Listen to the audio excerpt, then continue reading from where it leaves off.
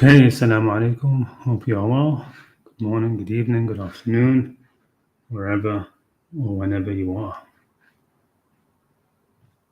Let's see who we have. Assalamu alaikum, Muhammad. Good to see you. And how many do you have on right now? 4 people watching. Okay. So this is the 5th open mic kind of session. And I've decided to try to do these around every 5, after every 5 live streams or so. Because I did notice that when I did them, there were people who were coming on who never come on at other times. I guess maybe some were feeling too shy about coming on when there was with different questions, when there's a certain topic that I'm speaking about. So, these are a nice change of pace a bit. So, what Quranic teachings, question from Muhammad, what Quranic teachings do you think is most relevant for our times? I was thinking of a Western context. Definitely, the Quranic teaching that salvation is by deeds, as well as damnation is by deeds, and not based upon your sincere beliefs, right? So it's not about what you believe, right? It's about what you do. That's what makes sense to everybody, and it's what makes sense. It's what will make sense to people in the Western context right now, especially. Because the whole idea that all religions just want you to believe in them, right? And that's the goal of it. That the God or the gods of all these religions just want you to believe they exist, right? And that makes no sense really. Why is it so important to all powerful, all knowing, completely transcendent being, that your salvation depends on whether you believe that he is real or not, right? So that's definitely, I think, is one of the key ones. The other one is just an understanding of the central Quranic virtue of taqwa, and to understand what that means, right? So the Quran constantly talks about the muttaqeen, and this is in the context of salvation as well, right? That the muttaqeen are the ones who will inherit Jannah. So if you want to know who the saved group are, it's the people of taqwa, right? The Quran reiterates that again and again and again.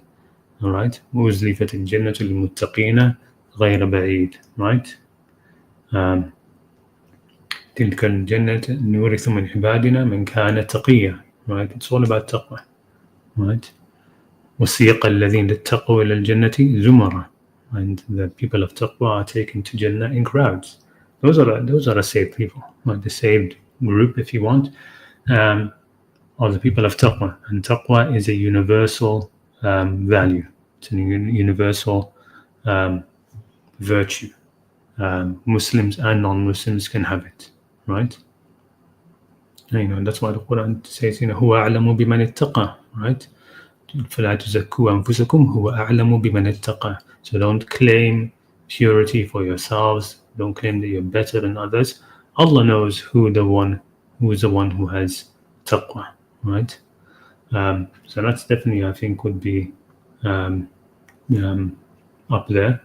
And maybe another very key one is just a real recognition of the common word verse, right? Because the Western world is Christian, and even though atheism has sort of like gone unchecked for a while, there seems to be a sort of like a resurgence of Christianity, people wanting to turn back, right? The new atheist movement has pretty much died. So people are turning back to religion in some way or the other. There's even a resurgence of those Wiccans and pagans, and people looking for native religions, so they say, of the Western lands, rather than Christianity or Islam, which Middle Eastern religions, right? So when especially the sort of more nationalist leaning people of Europe start to see that, they start to see Christianity as being basically from the Middle East as well.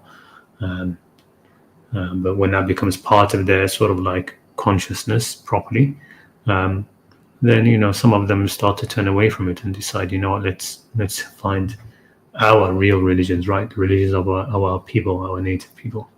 And so they turn to these, shaman and druids and Wiccans and all that kind of stuff.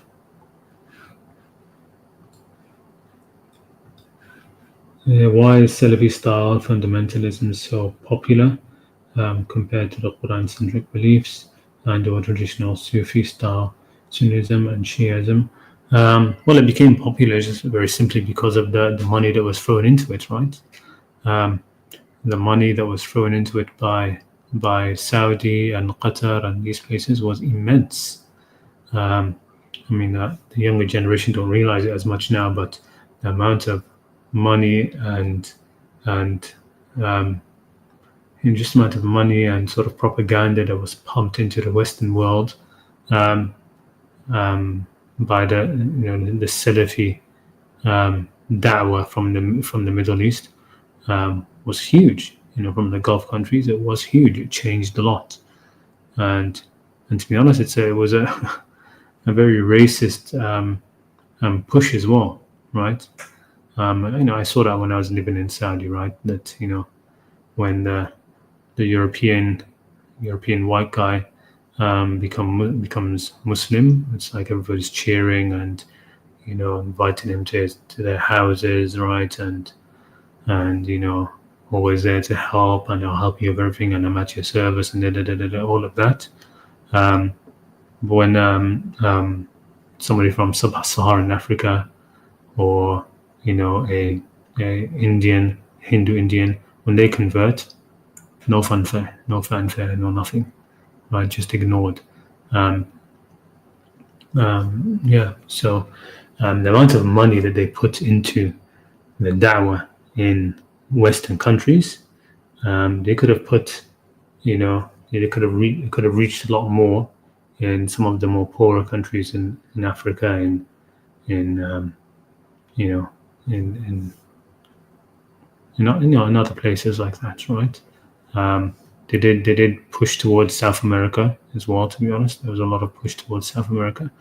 Same sort of reason. So I just see it as being a very huge push by that, and also the people in the West, when they convert, and even born Muslims, they naively they tend to think of the people in Saudi Arabia that's because that's where Islam was born, and that must have the true Islam. It's just a complete naive way of thinking.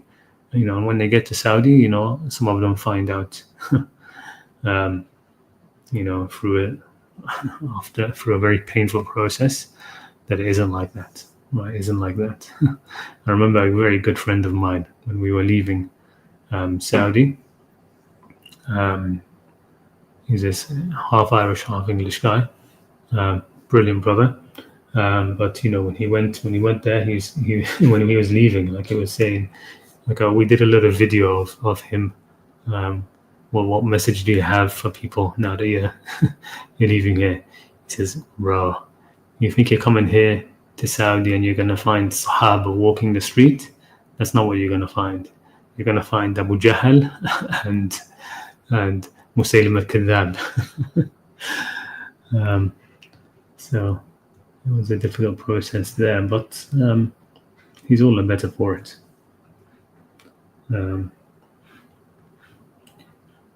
What do you think of the idea of intercession? By intercession, I honestly don't know what the concept has, but I agree with something in them, not everything. Yeah, I'm similar to that. I don't have.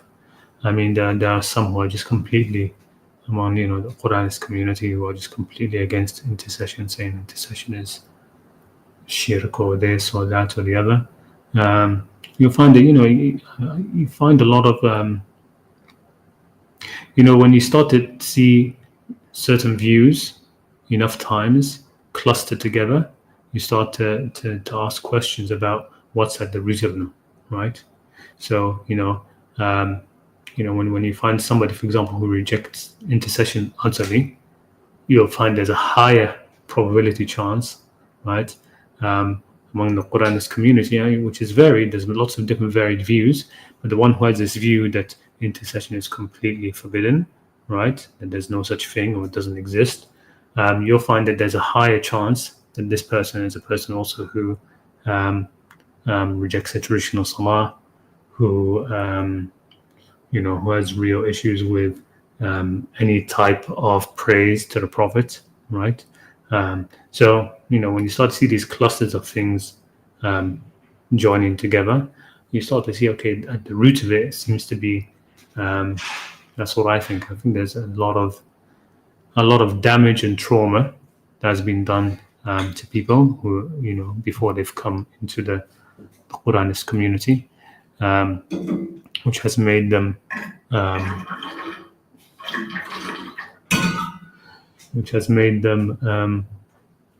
very sort of like hurt and mistrustful of anything to do with the Prophet, right? And so, of course, when it comes to intercession, that's a big one, right? In traditional Islam, the Prophet is going to be a great intercessor on the Day of Judgment, right? And even the idea of the what's it called, the Paraclete, right? In terms of the New Testament, about the people point to that as being a prophecy about the Prophet Muhammad. The Paraclete, or that word, it seems to mean Shafi', right? The intercessor, right? I'll send for you an advocate, right? An intercessor. So there's definitely going to be some amount of intercession. But, for example, do I believe that intercession will can change like a judgment, the judgment that's been done, like take somebody out of hell and put them into Jannah? No, I don't think anybody who after God's judgment Himself, Arhamar Rahimin, the most merciful of the merciful, they won't get into. Only the worst of the worst will get into hell, right? So this idea that will be taken out of hell, no, right? I don't accept that. But there will be a certain amount of shifa. Right? I haven't looked into it deeply, but definitely the Quran confirms that there is good. That there are some who will be permitted to intercede, right? Intercede exactly for what and how and where. That's all in the end up to Allah, right? So those verses which talk about intercession, you must understand when we say that people will be able to intercede, that doesn't mean the intercession will be accepted, right? In the end, when an intercession isn't overruling God's judgment, right? When you talk about an intercession, that's not what intercession means. When you intercede for somebody, you're advocating for them, right? It doesn't force the hand of the person you're trying to advocate with, right? So the intercessions that will be done on the Day of Judgment, they're not going to force Allah's hand, so to speak, right?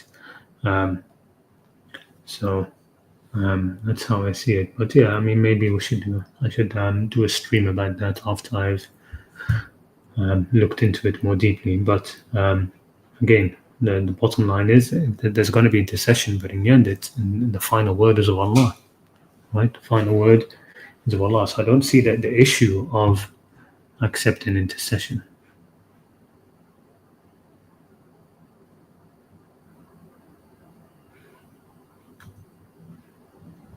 Let me look at.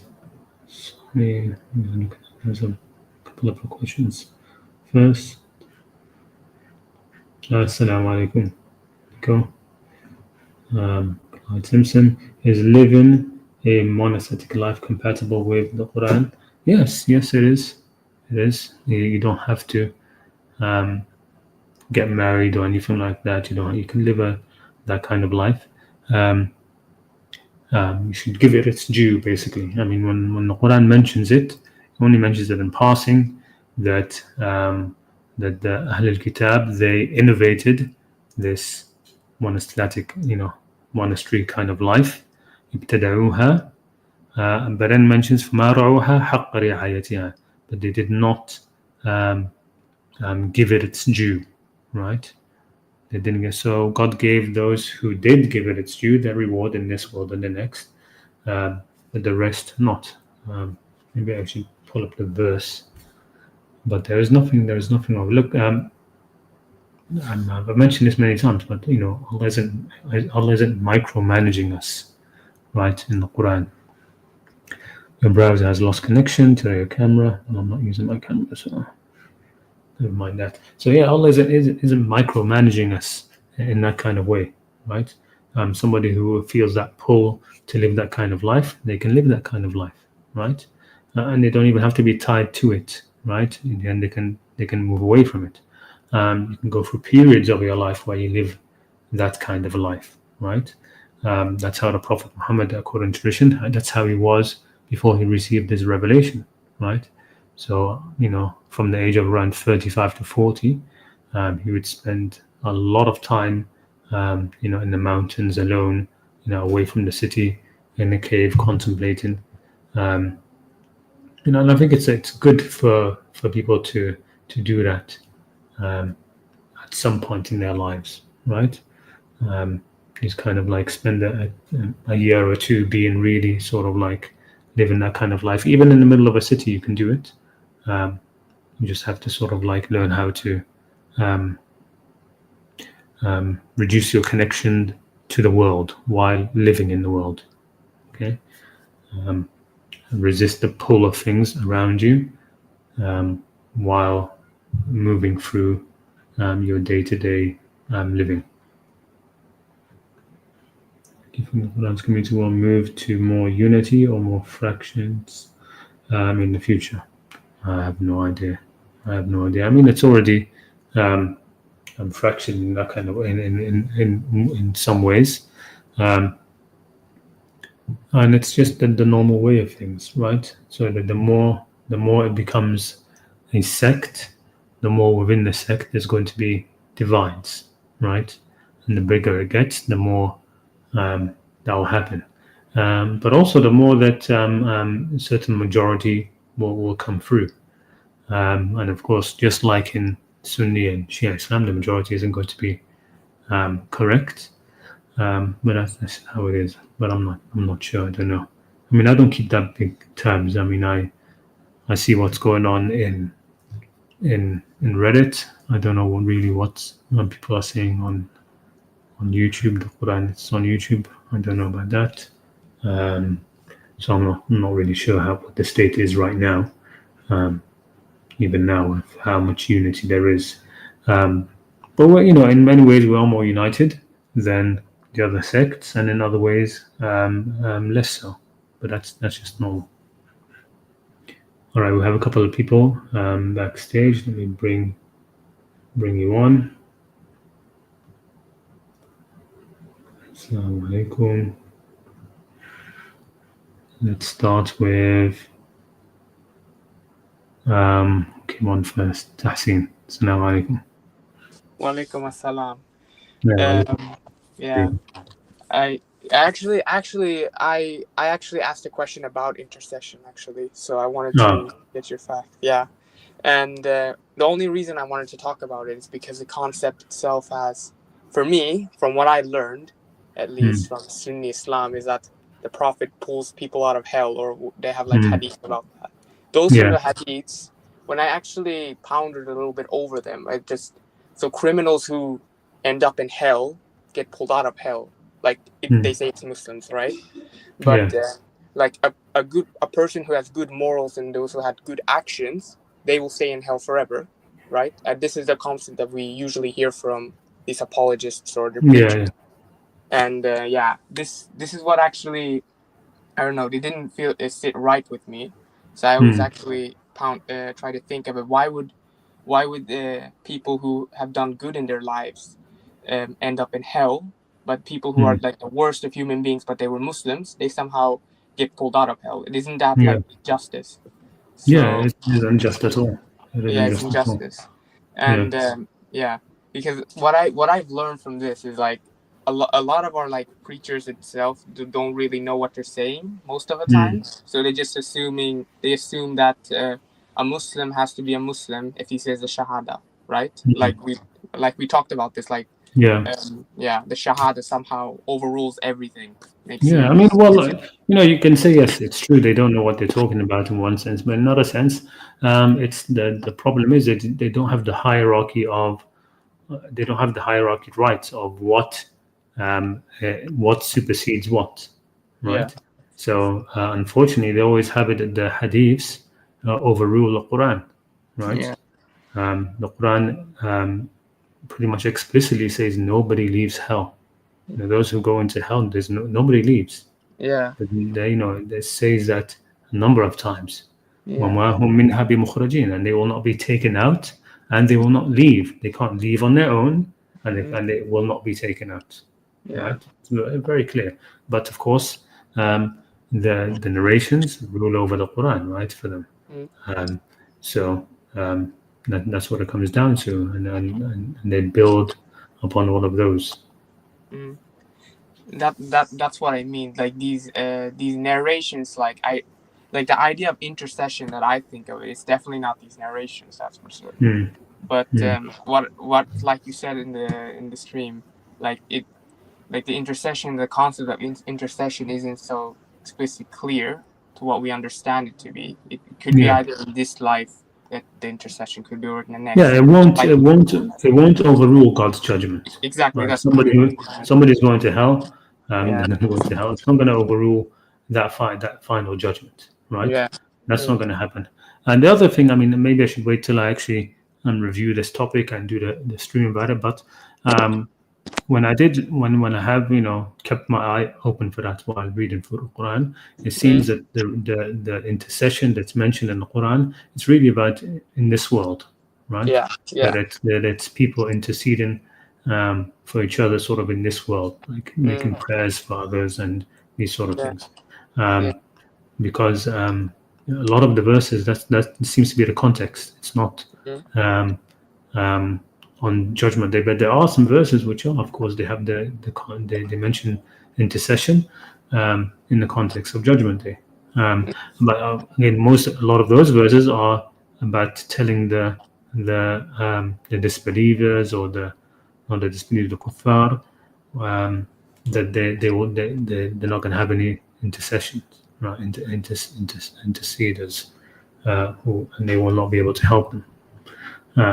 So I'll look into it and review the notes that I do have about it and give it some more thoughts. And eventually, maybe I'll do a stream about it to give my final understanding. Hello, you there? I see there's two of you now here on the backstage. Let's see if I have the other one. Hello? hello, I'm here. Yeah, Yeah, yeah. yeah. I There's two of you. oh, Should I yeah, move the other one, right? yeah. So what were we talking about? I also wanted to ask a question about like the age. There's like this sort of very much importance about what age, like people who die, like let's say as infants or babies who die before birth, like they don't get the chance to literally experience this test. What I understand is that we human beings were put into this world dunya as a test to see what Yeah, we're capable of doing, good or bad, right? yeah. So I was actually talking to my teacher, I think like last week, I think. I asked him about what about people who, let's say, die before they even take, let's say, for example, like an exam, right? Yeah. So your exam is like the final product of what you show. If you pass it, then you, let's say, enter heaven, right? But if you fail, you enter hell. So I was asking him this question as, what if someone doesn't do the exam? Let's say he misses the exam on on that day and didn't show up, then maybe that person will get another chance. Like, I mean, in this sense, we say someone who's only like 12 to 20, so not over that age. But when he let's say when he passes the exam, he either has to stay. Let's say, for example, when you live up to like 40 or 50, then in that age you reach like maturity, right? So then all responsibility held on you. But let's say the ages before that, I don't technically believe in the concept that you can let's say, like, you can I heard this argument from the Quranists, actually. If you commit crimes before like 30, you can enter heaven, which I don't believe that, because like, you can commit any action and they'll say just when it's before 40, then you're safe.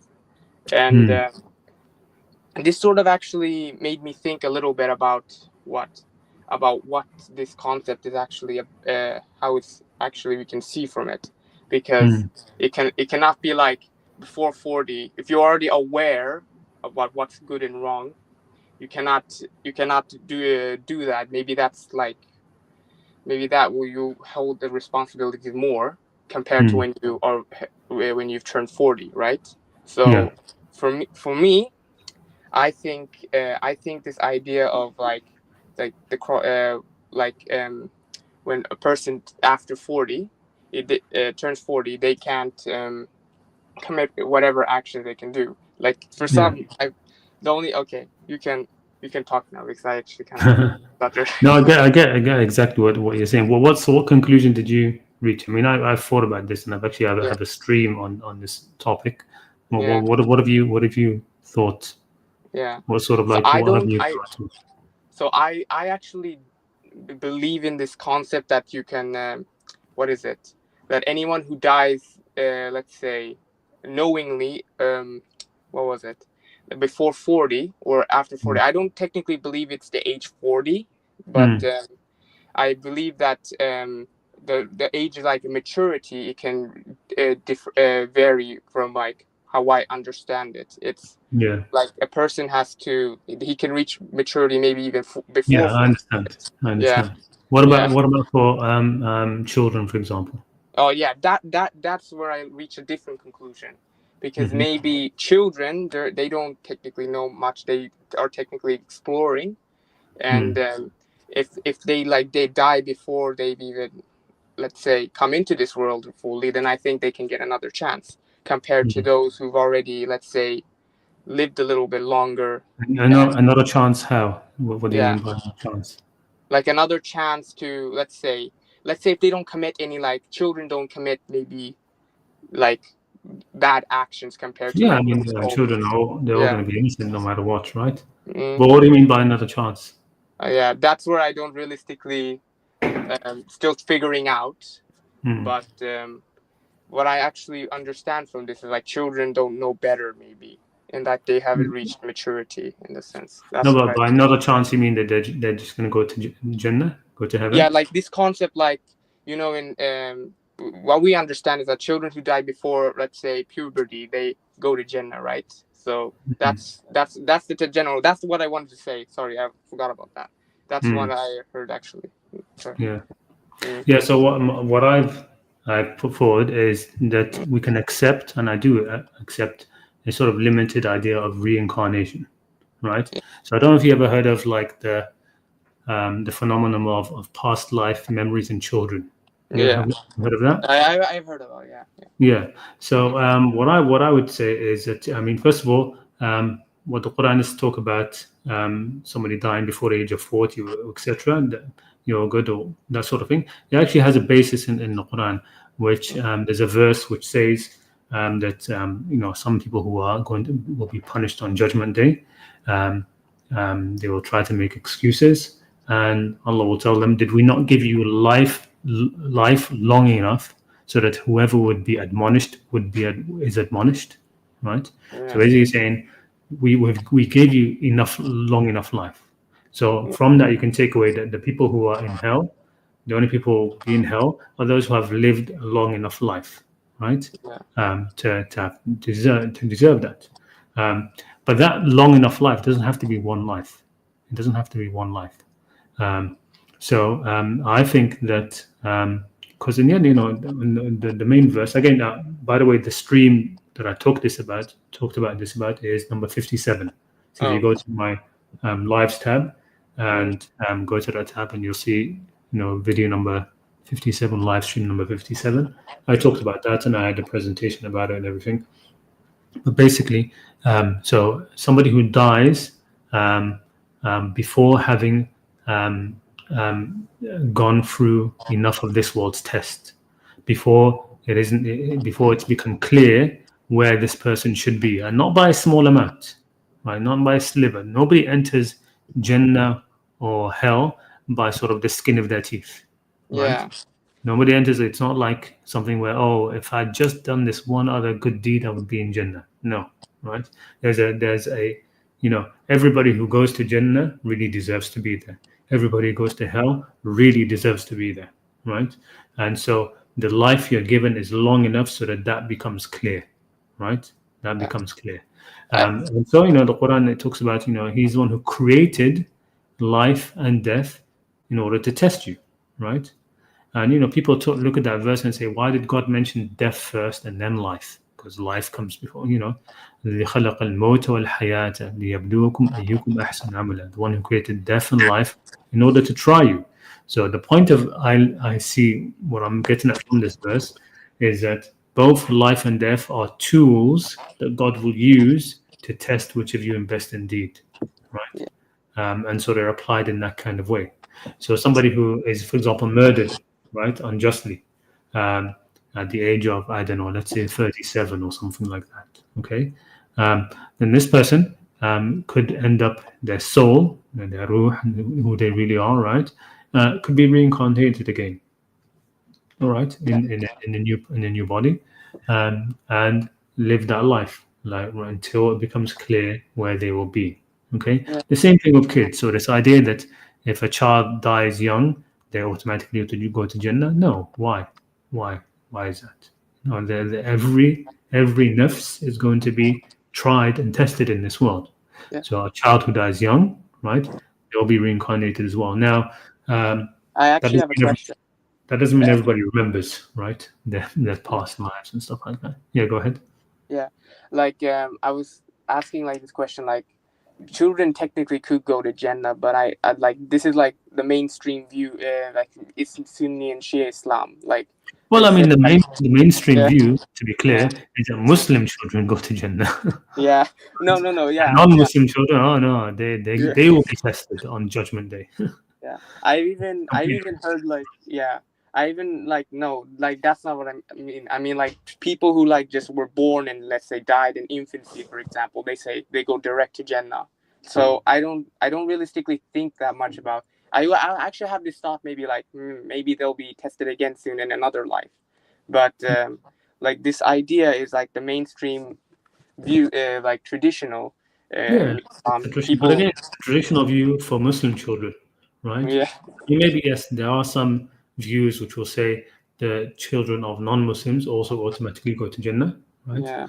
But the view that I'm familiar with is no, right? Only the children of Muslims automatically go to Jannah, and the children of non-Muslims don't, which is contradiction in how they view that every child is born a Muslim, right? They like to say this. Not every child is born upon fitrah.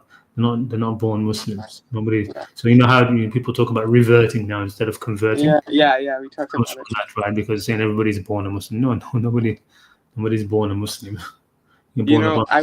I was thinking like this, like everyone is tested to their like full limits, right? So they die. So let's say like you mentioned, like if we all gonna apparently die. You cut off. Yeah. Oh, I'm here. Yeah. Sorry. Right.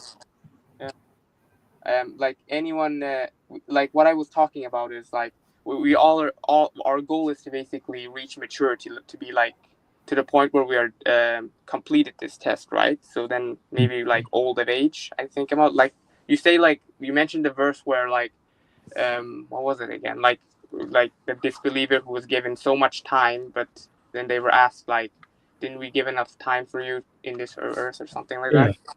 Yeah. I should actually put Again, out right? these. Yeah, that's Yeah. the Yeah. أولم نعمركم ما Yeah. تذكر من تذكر. Yeah. Yeah. So, but yeah, I mean, so that's the idea from that verse. The takeaway from that verse is that everybody who ends up in hell has lived a long enough life. Yeah, Now, exactly. how you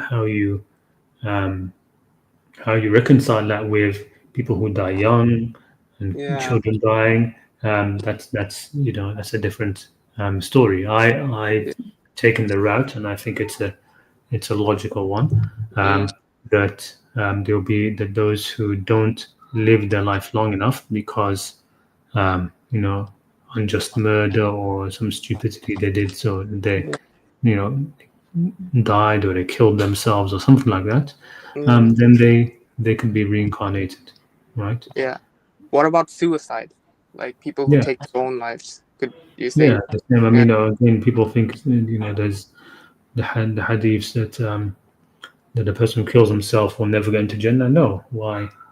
I don't accept that. Yeah. Right? Yeah, It it's haram. It's haram to kill yourself, of course. لا تقتلوا أنفسكم إن الله كان بكم رحيما. And I have a live stream about suicide as well. And the way that verse is phrased, I think it gives sort of the cure to suicidal thoughts as well. Because the verse says, do not kill yourselves because God is merciful to you or with you. And that can be read as don't kill yourselves because through you, God can be merciful to others. So one of the things about that causes the best cures sort of for people who are suicidal is to stop thinking about themselves and sort of trying to live themselves, be themselves a mercy to others. Because a lot of the things which cause somebody to be suicidal is always looking at themselves. It's self-centered. Yeah. Yeah, they're looking at, oh, this happened to me and woe me and me, right? Yeah. But if you can see yourself as that you could possibly be an agent of mercy to others in the world, then you start to really see yourself as valuable in a very deep way, Yeah. right? Yeah. And a person who sees that is not going to kill themselves. You know, like you mentioned, like if someone was murdered unjustly, I was more thinking like accidents. Let's say you died of Accidents as well. Yeah. You know, doing something stupid like going to some, I don't know, some place where there's some disease and and not being Yeah. careful and contracting some deadly disease and dying because whatever it is, it doesn't matter how your life is cut short, right? If it's cut short before you have been fully tested, you'll be given more life, right? Yeah. Because that's the whole point, right? Of being in this world, and that's the whole, and God will use death and life to that end. He Yeah. created those things. He created death and life liyabluwakum, in order to test you and try you. So Allah will use those. Yeah. I heard you like talking about like finite punishment in hell. Like how does that concept really work? Like it's not infinite punishment, right? You're only Yeah. being paid. What is it? Your actions is you're only being paid up to what you used to do, right? So that's a Yeah. limited action. That's what Yeah. it's like. Again, I'd probably point to Yeah. my live stream on that, which I tried to Yeah. explain that as best I could. It was called what, Eternity in an Hour, Yeah, I saw that stream. Yeah. number 70. Yeah. So I basically think that when it comes to the next world, it's more like timelessness, right? Yeah. Timelessness. So you can think of it in that way, right? And I really like this phrase that was coined by somebody who had an NDE experience, and he described it. Like he said, when I describe this NDE to you, it's going to sound like I'm talking about this happened, and this happened, and this happened. But he said, but that's not how it was, right? Yeah. The whole thing sort of like happened at once, but not at once. You see, and it's very difficult to explain, but he says it was basically like it was like a perpetual unfolding of now, which I really like that phrase, a perpetual unfolding of now, an eternal happening of now. right? Yeah. And I think that's probably the best idea that comes close to the idea of khalidina fiha, right? They'll be in there for eternity. Khalid, that's what it means really, right? Because when you talk about eternity, it becomes so big that it becomes an hour almost, right? Like a snake coming back upon itself, right? So that's how I see it. Now I've put it in another way. You can think about it in this kind of way, in terms of like if you're, this is for more like mathematicians and people like that. You could use it in terms of limits, and I made that equation, right? That function where you could have a certain amount of punishment, right, spread over infinite time. Okay, so in that way, the punishment never actually, it's a finite amount of punishment, but it never happens up, for infinity, right? Because you have that limit function, right? That if you think of a graph rising to a limit, right, where x is time and y is the sort of like the punishment scale, if you will. And so you can have these kind of limit functions where you have an unbound x-axis and a bound y-axis. So you can think of it in that kind of way as well, right? So that's what I would say about that. But of course, I mean, again, I don't believe the only real eternal would be God, if God lived in time, right? But again, time is something created, can end. Well, I mean, what is time? When you think about what time is, really, time is the ability of matter to exist. It's what allows matter to exist in the same space, right? Without it, with the place where you're sitting now, when you move, some other matter gets in there. No, that can only happen if you have time, right? It's a sequential movement of matter. So if you were to take away the world of matter, would you have time? I don't think so, right? No? It's like the idea. No, I don't think so. It's like the idea. How many angels can dance on the head of a pin, right? How many angels can dance on the head of a pin? And the idea is, infinite number, because they are not material, right? They don't take up space, right? They don't take up space. And so in the same way, right? Time. Think of time in the same way. Infinity in a moment, right? And infinity in a moment. Yeah. You're speaking about the angels, right? Like there was like I don't remember it now, but it was like some Quranic verse that mentioned like 19 angels guarding hell, I think, or was it? I don't know. Yeah, but, I mean the whole code 19 stuff, right? Yeah. I personally, for me, when it comes to like those sort of things in Quranists, they like you said, they can be a little bit skeptical about like traditional Islam, that they're treating the Prophet like a mailman or whatever.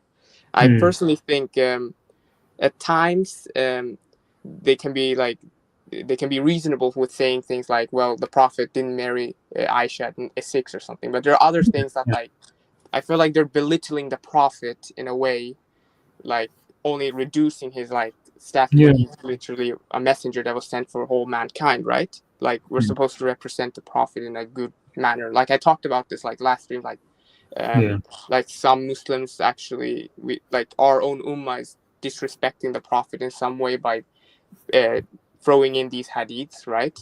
I feel like we should actually try to at least debunk these matters and like say, like, no, our Prophet did not do these sorts of nonsense.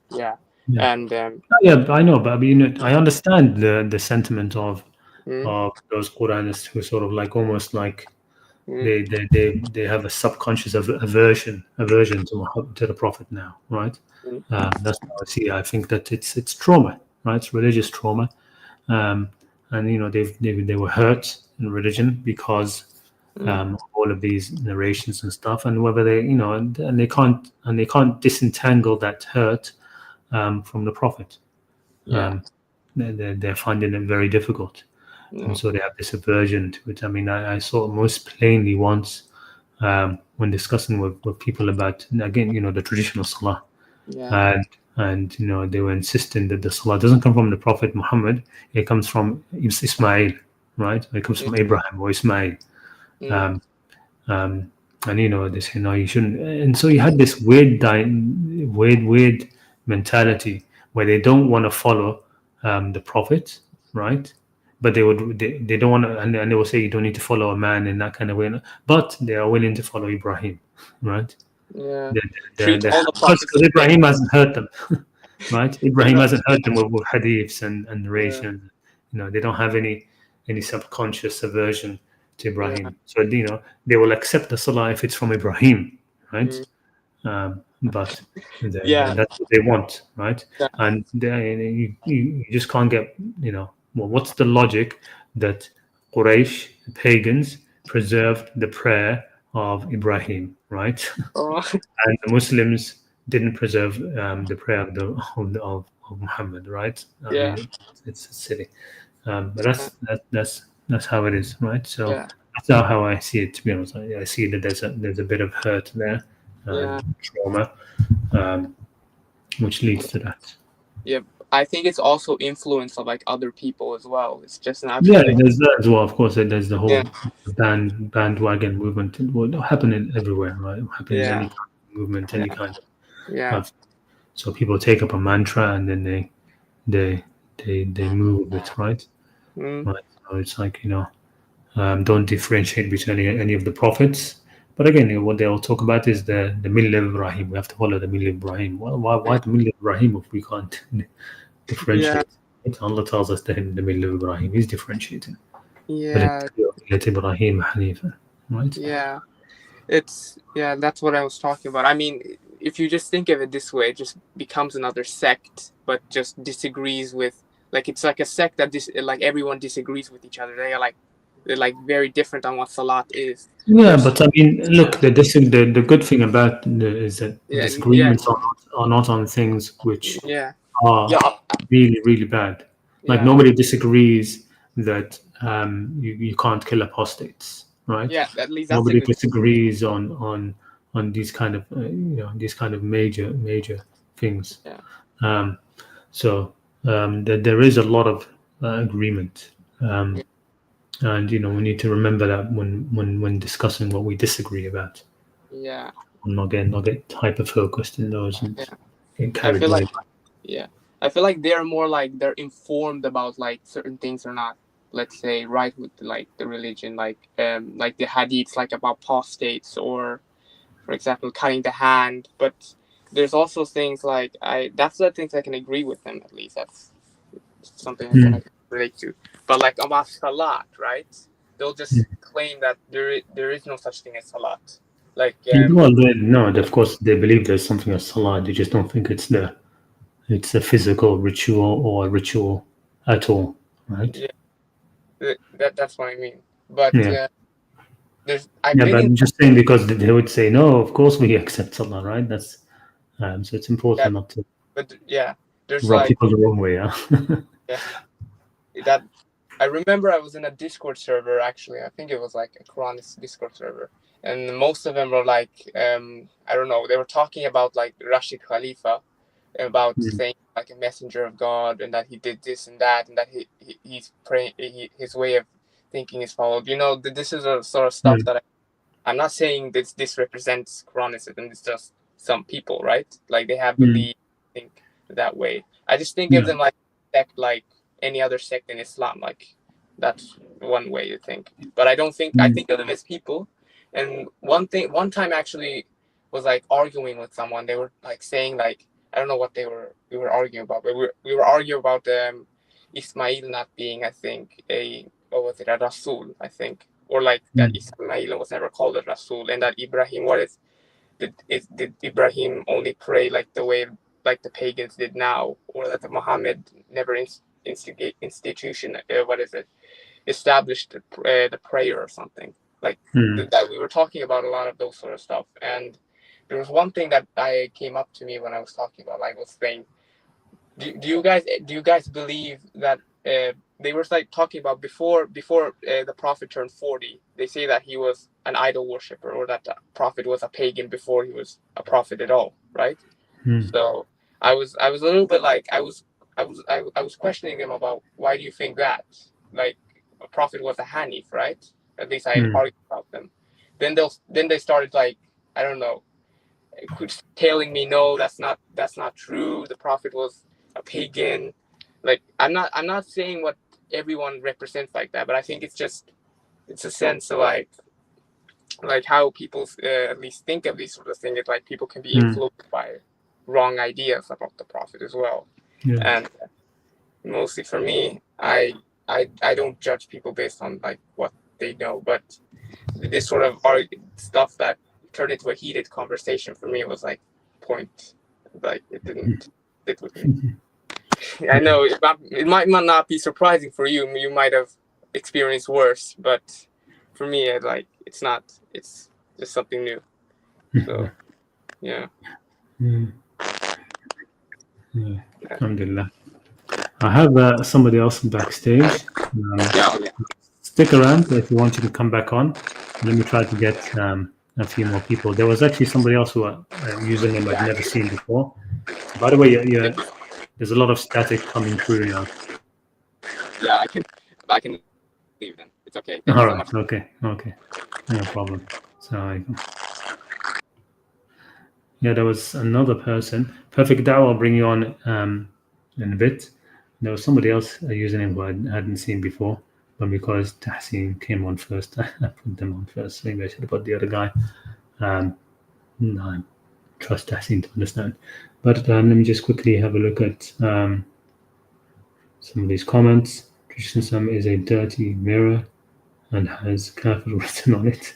The one who looks at himself in that dirty mirror assumes he is dirty and sinful, and kafir is written on his forehead. Yeah, you're saying that somebody looks into that mirror, they'll become Dajjal,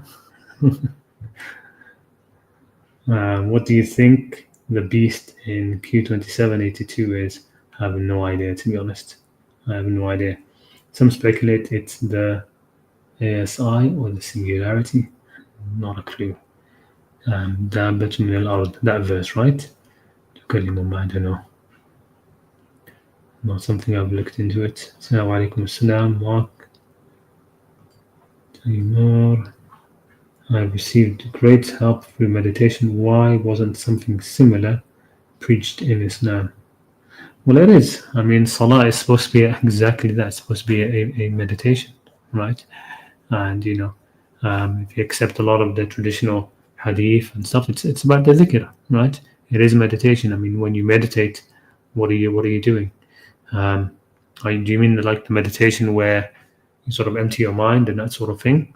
That's great, but the meditation, Salah meditation that we have is supposed to be emptying your mind, but also filling it with contemplation of the divine, right, of God. Most meditation practices that I've seen, I haven't seen that many, but they seem to want you to do these sort of things anyway. They will tell you that the person leading your meditation will tell you connect to something, right? Empty your mind and then connect to whatever you believe in, right? So it's a similar sort of thing.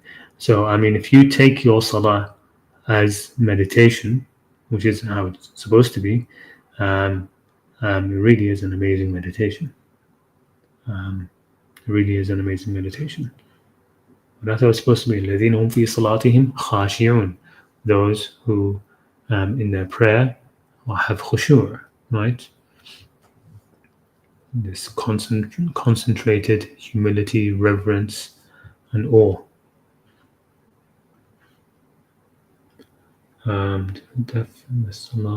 It's meditation, basically. Yeah, there we go. When you do qiyam by truly upholding while standing and embrace each of the words. Exactly, yes. And, keep in mind also just the contemplation that you're doing this in front of God, that He's watching you, seeing you, hearing you, including your thoughts, right? Try not to fidget, be as still as you can in salah. These are all the things which are sort of like the beginning stepping stones for, improving your salah and making it into a real meditation. on zakah, purify yourself, focus on Allah and sujood, submit to Him. Salam. Von Ali. Salam. Do you think that we have access to too much information? I think it is a major challenge to us today. We can find so many different opinions on every topic. It's easy to get confused. Yes, I definitely think that. Right? There comes a point where you have to basically stop. You don't need that much information, right? To be, if we're going to talk about, religiously, there's not that much information you need, right? Once you understand, for example, that there's a lot of things which are problematic in traditional Islam due to the hadiths and the corruption and these sort of things. Once you understand that, and you're able to trust your own fitrah a bit more, right? Your own conscience, you understand that, generally speaking, God created human beings as good creatures. They understand the difference between the fair and the foul, and you stick to the big roads of what is good, and that's all you need, really. You don't need that much, right? And yes, the ever increasing, the ever wanting more and more information and more details, that's a problem, right? Because that will prevent you from actually actualizing what you know, right? You need to at some point say, okay, I have enough to start on my journey, right? To start on the religious path, on the religious journey towards God, right? If you're going to take it seriously in that way. And once you have enough information for that, you need to actually apply yourself. And then cut out the distractions, right? So yes, definitely that is a problem, I think.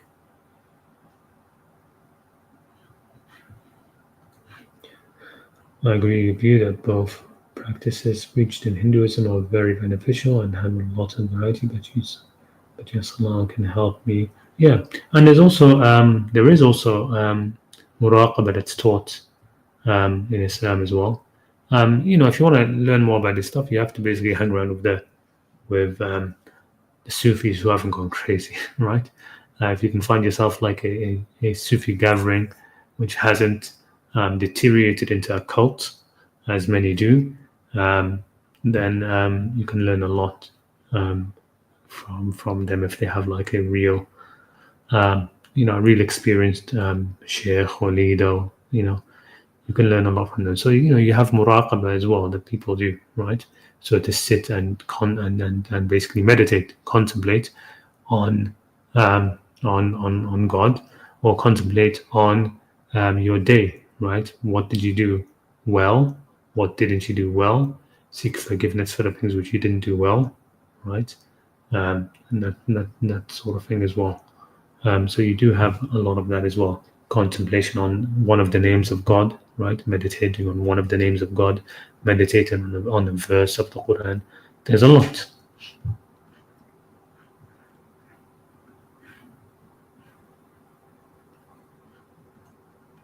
The Qur'an led me to the conclusion that Hindus are the nation of Nuh, and pay attention to the 7 chakras, Hindus believe, and the way Salah is performed. Yeah, I think actually I saw a comment of yours about that. Maybe a long time ago now, because that stuck in my mind. I'm like, how is thinking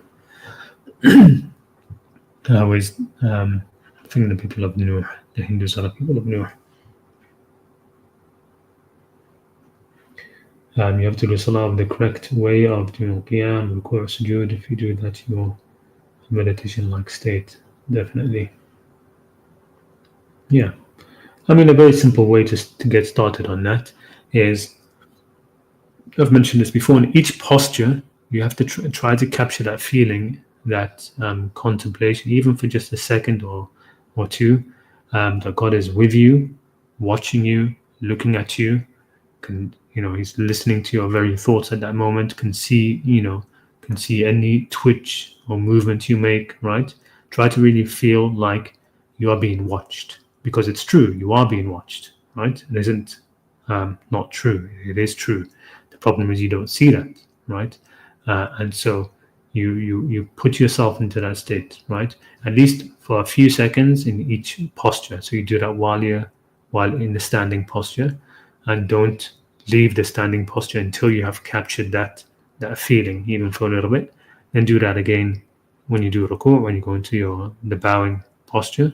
Again, try to capture that feeling, and again in the standing. So try to capture it for a little bit in each posture, right? Really focus on that, right? And then after a while, try to capture it 3 times in each posture, okay? And then after a while, try to stretch that out, right? That feeling, try to push it out, stretch it out so that it fills that whole posture, right?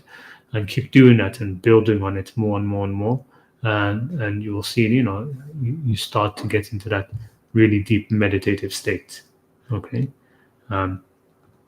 It is very focused. Hell is permanent. The only distance you need is Salah and adherence to God's laws. I think the 7 chakras are activated during Salah. Ruku activates the main root, etc. I don't know anything about the chakras, right? So I can't comment on that. Yeah, the dirty mirror 1.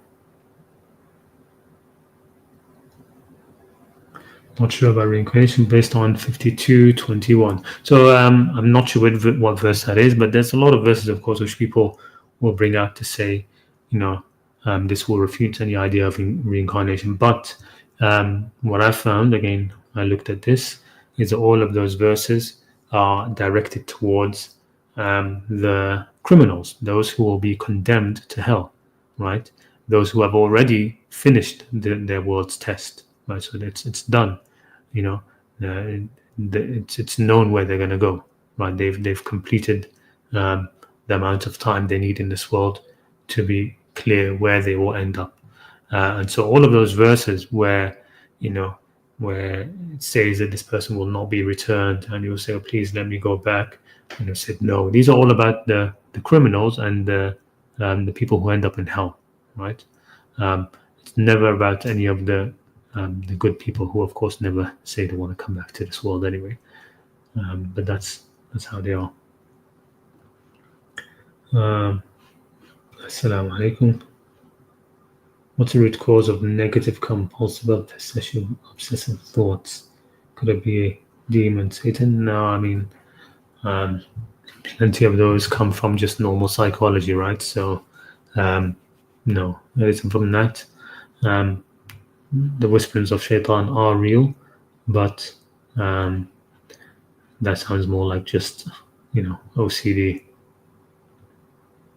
Assalamu alaikum. Qur'an is in by Daraja. Was that Darija? Darija. Where shaitan, he, she, they, can they enter our bodies? No, they can't enter our bodies and possess and that sort of thing. That doesn't happen. What the Quran mentions is الذي يتخبط الشيطان من المس, right? That they can touch, right? So touch and affect in some way, it seems. I haven't looked into it deeply, but possession, definitely, I don't believe that they can possess you or any of that.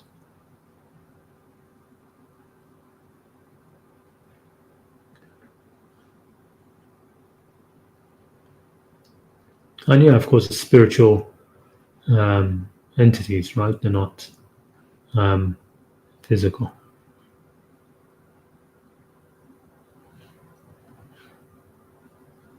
That's fine. About the people of Noor.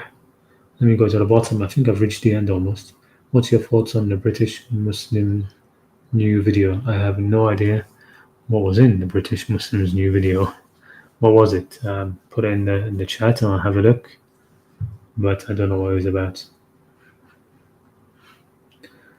There are children who are abused by the very same person who are supposed to love them beyond imagination, to an extent where they don't have a fighting chance in life. What I would say to that is that they will have if they live long enough life, they will have a fighting chance, right? Definitely. But all of that kind of stuff will be put on, the scales, of course, on the day of judgment. And we mustn't think of like physical scales, like 2 pans and stuff like that. But Allah says in the Quran that وَيَضَعْ الْمَوَازِينَ الْقِسْطِ, that Allah will put the scales, right? So He will take everything into account, right? Somebody's childhood, who has had a very rough childhood with very sort of angry, violent parents, right? Any violence or anger that they display later, right? That's going to be looked at in less in as less as not as bad as somebody who is had a great childhood from parents who loved them, and they never saw anger from them or hatred or anything like that, and then this person ends up learning to become on their own, to become angry and violent and stuff like that, right? So that sort of thing will be put in, including our nature, like anybody who has kids or just friends who've seen kids, that there are some people who are just like more prone to anger, right? They are more hot-blooded. Other people are just much more chill, right? They can't get a raise out of them as easily, right? So all of that will be put in your nature, will be put in genetics. All of that will be weighed, right? We can't do that. We can't assess how much mitigating factors these different things will be in the final balance, right? But that's why Allah is the best of judges, right?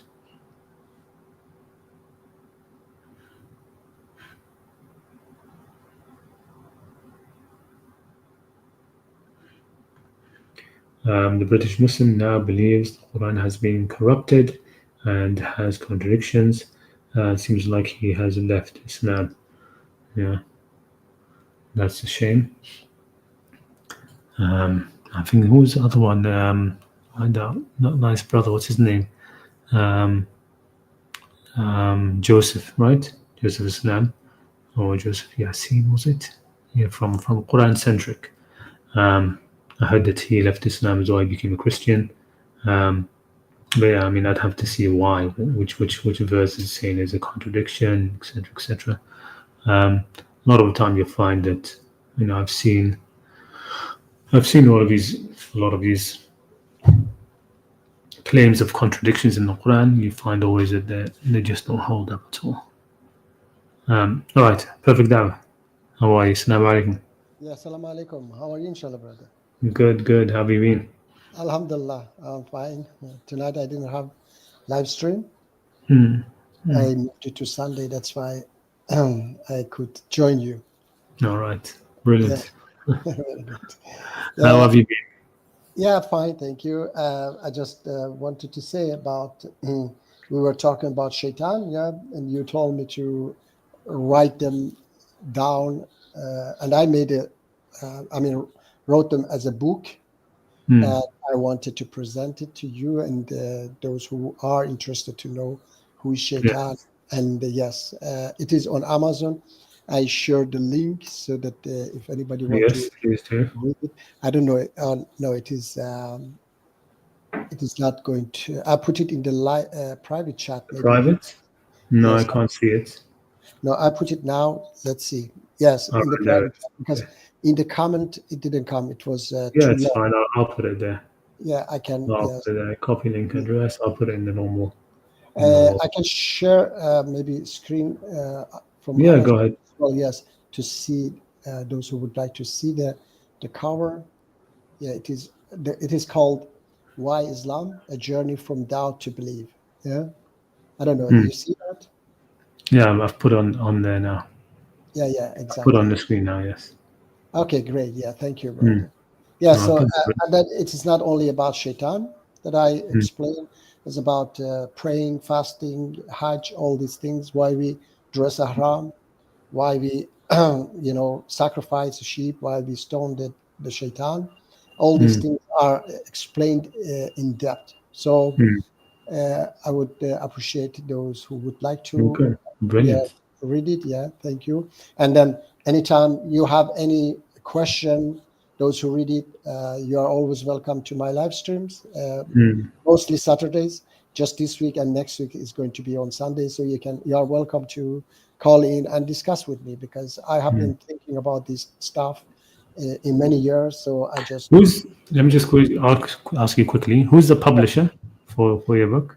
Actually, I don't have any publisher yet, so I just did it myself and put it on Amazon. Okay, I'm looking for a publisher. Let's see if I can find anybody who can, somehow publish it on the. I don't know. I mean, I'm not so familiar with these type of things. I just put it on Amazon myself. That's all I have done. All right. Okay. Brilliant. Yeah.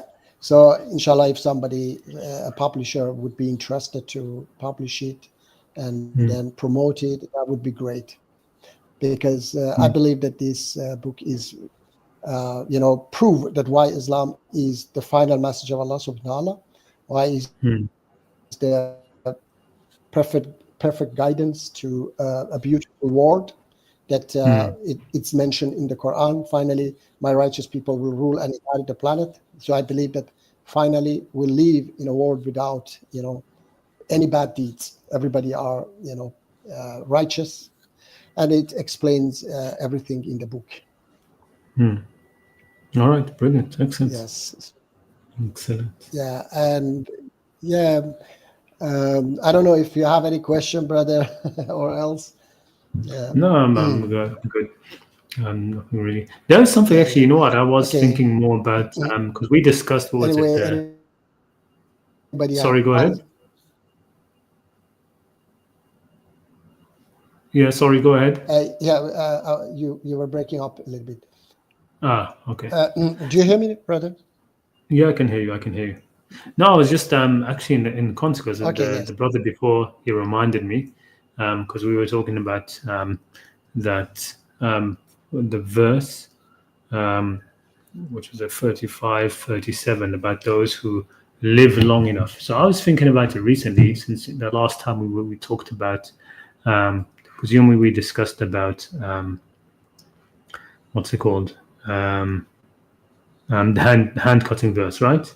Yeah, exactly. Yeah, we've discussed about that in the past. And let me just put that verse, because I was actually thinking about this a little bit myself. The verse which talks about 35, 37.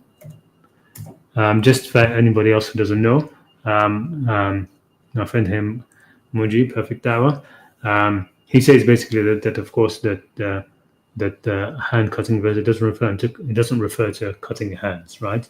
That it only refers to sort of cutting off their power, so cut off their means of being able to steal or to do anything like that again, right? And I can accept that meaning as well, but I can't reject the meaning of the actual physical cutting, right? But I was thinking about it because we discussed this, when was it, like a few months ago now, right? Yeah, exactly. But I was thinking about it more in terms of this verse, because one of the things, I think the strongest argument about not cutting off the hand is, what if the person wants to repent, right? Yeah, exactly. What if the person repent? What can they do? Well, I think they can still repent. But I was thinking in terms of this verse, right? That this verse talks about how those in hell are those who are in hell because they were given life long enough, right? Yes. So it says, وَهُمْ يَسْتَرِخُونَ فِيهَا رَبَّنَا أَخْرِجْنَا نَعْمَلْ صَالِحًا. And they cry from it, saying, "Oh Lord, bring us out. We will do good, right? We'll do good deeds other than what we used to do, right?" So again, this is one of the verses which I think proves that going into hell is about your deeds, not about what you believe, right? So this is all talking about the actions, right? Exactly. Anyway, but then the next verse says, the reply comes to them, أَوَلَمْ نُعَمِّرْكُمْ مَا يَتَذَكَّرُ فِيهِ مَنْ تَذَكَّرَ. Didn't we give you long enough life so that he who might be reminded is reminded? وَجَاءَكُمُ النَّذِيرُ, right? So this has it's shifting my thinking. I mean, I'm still thinking more about it and contemplating more and giving it more thought. But it shifted my thinking about about the amputation of the hand, right? So I'm thinking that it could be that it's something which should be applied or done only to those who sort of like fulfill the sort of like it's not against those who steal, because it's against the thief, right? So the verse says as-sariqu was-sariqa, right? So it doesn't say whoever steals, this is a punishment, but it says the thief and the thiefess, right? The male and female thief. Yes. So my thinking is becoming more along the line of this, that this is for those who have spent a lifetime as thieves, right? That they've spent maybe what you have mentioned has been done, that their means to steal has been sort of like limited or tried to stop it, but they still find another way. Maybe they will go put in prison, they come out of prison and they steal again. Maybe they are punished by some other means, fines or whatever, or something is done, and yet they keep going back to it, right? So these are people who they've lived long enough to know that they shouldn't be stealing, but they're still doing it, right? So they are thieves, right? So I'm thinking more along the lines of that, because just like here, people go into hell. They are going to hell because they've lived life long enough, and it's a one-way ticket. There's no return, right? There's no repentance after it, right? That's the punishment, and it can't be undone. And in the same way, the amputation of the hand is something which can't be undone, right? So perhaps it should be reserved for those who have lived a life long enough and yet are still qualified in the majority as thieves, right? Yes. That's like who they are. They are thieves, and no matter what you do, they're going to keep trying to steal. They're going to keep doing it. Okay. So maybe it's something that could be applied to that. So that's one thing that I could have. Very good. I thought I'd share with you. I just because it's something we've discussed, you and me. Yeah, right? exactly. Yes. Yeah. I just by the way, I shared the video, but if you go to islamawaken.com and you go to chapter 5 verse 38, there is a translator called Dr. Safi Kaskas, and I have contact with him on Facebook, and I shared the video with him.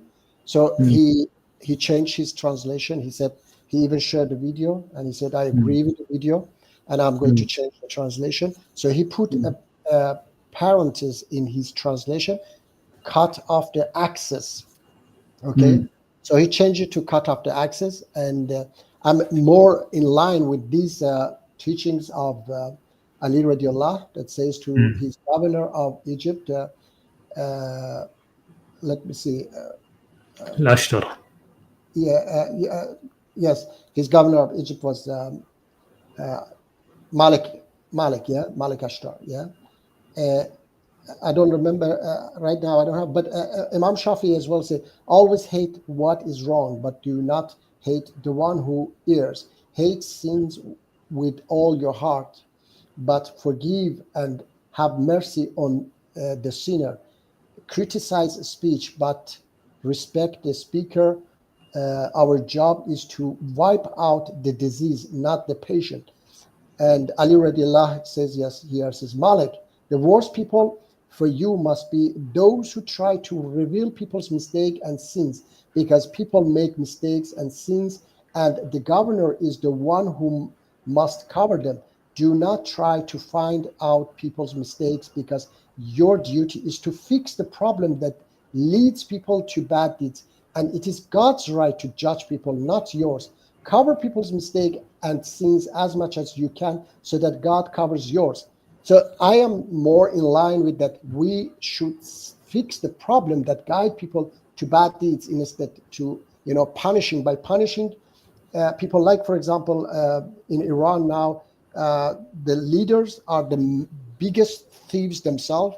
They have robbed the country, but they chop off people's fingers and hands. Of course, they chop off fingers, not hands. And this is also something that is unspecific in that verse. It doesn't say from where you have to chop off. Yeah, from finger, for example, in Iran, they chop four fingers of one hand first. Okay, then second time. But they are themselves the biggest thieves themselves. They have robbed the country.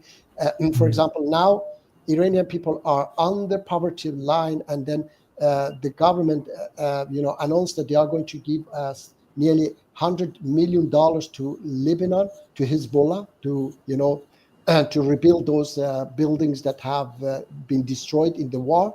And Iranian people are very upset that they say, we don't have anything ourselves, and you are giving it to them, because they just, this government, they just think about their power. Alhamdulillah, they are going away very soon. So I believe that the systems are the Satan, okay? They are the one who guide people. Allah subhanahu wa ta'ala says in the Quran that Satan spread poverty among you and lead you to immorality, to fahsha. So fahsha is the source of fahsha and bad deeds is the poverty, according the Quran.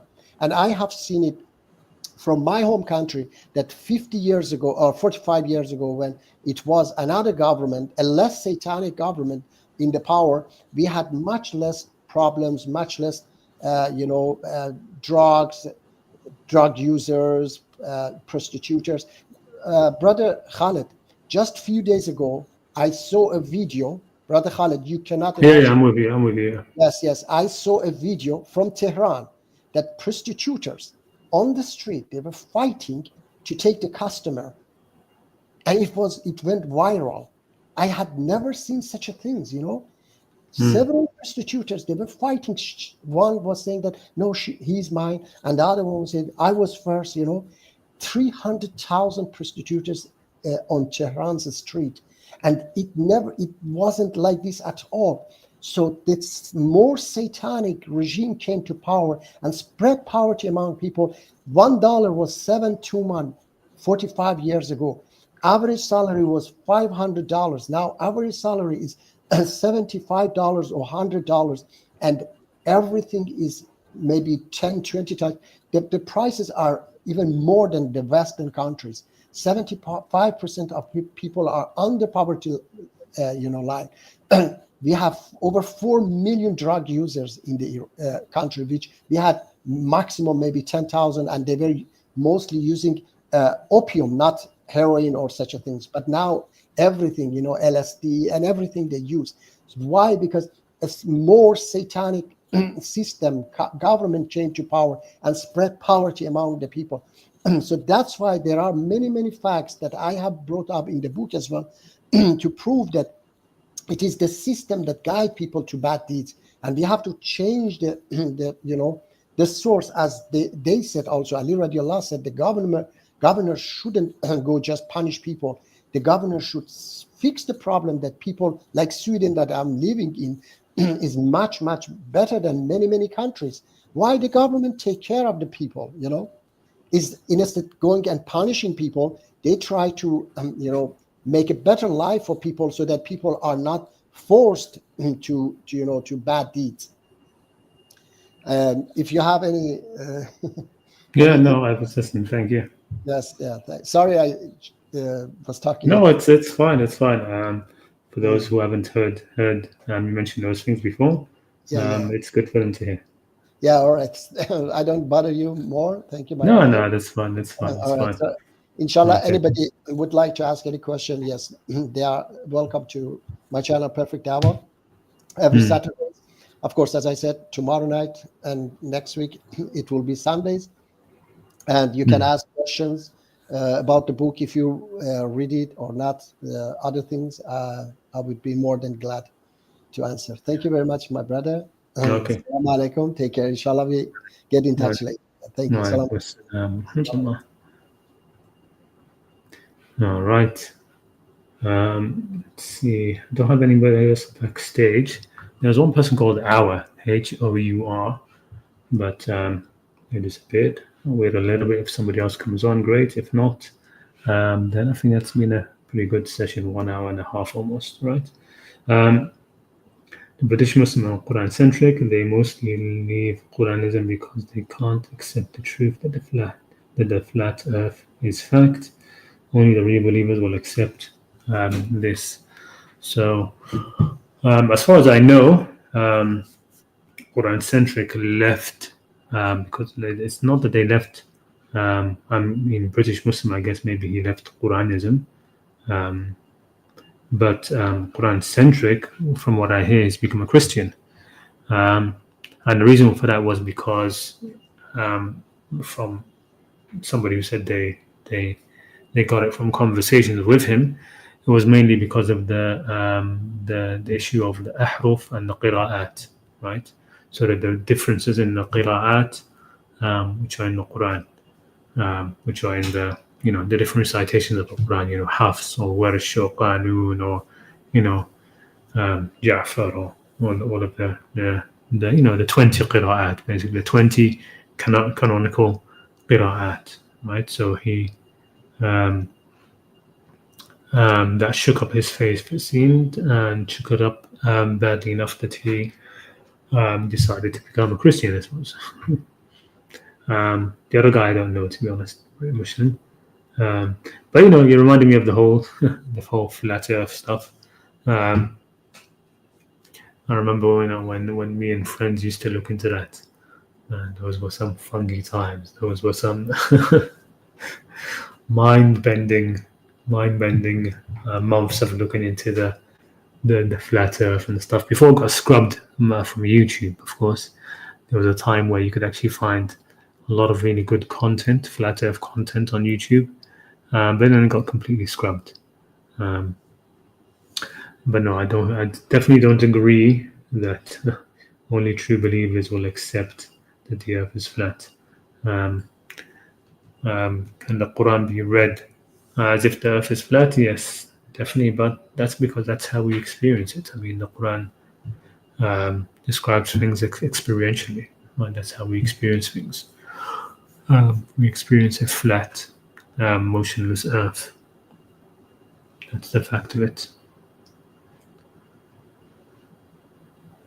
Okay, let's see.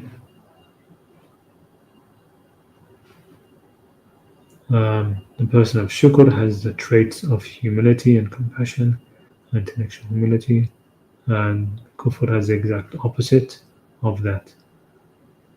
That's right, entirely correct. All right, okay.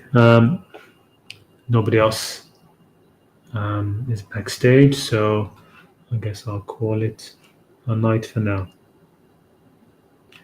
Who left Islam? Yes, from what I hear, Quran-centric. Yes, he left Islam for Christianity. That's what I heard. I mean, I used to have him on Telegram, but then I lost my Telegram account, and so lost his contact there. I wish him all the best. He was a really nice, easygoing brother.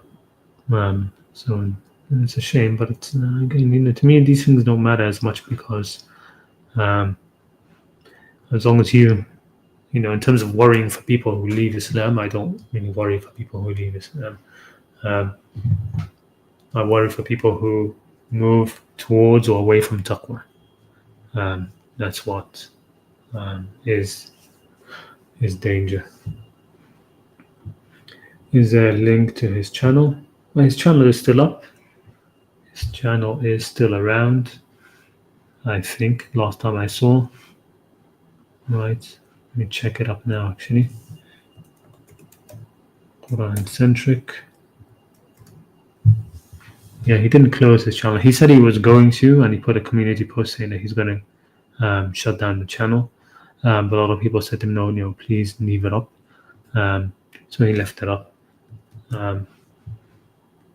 And he hasn't deleted it, but he was going to delete all of his videos and delete the whole channel. But he hasn't done that. So maybe he will do it eventually. So if you really want his videos, you should download them yourself, and then maybe later you'll be the one to be able to re-upload them for the community. But yeah, I'm looking at his channel now.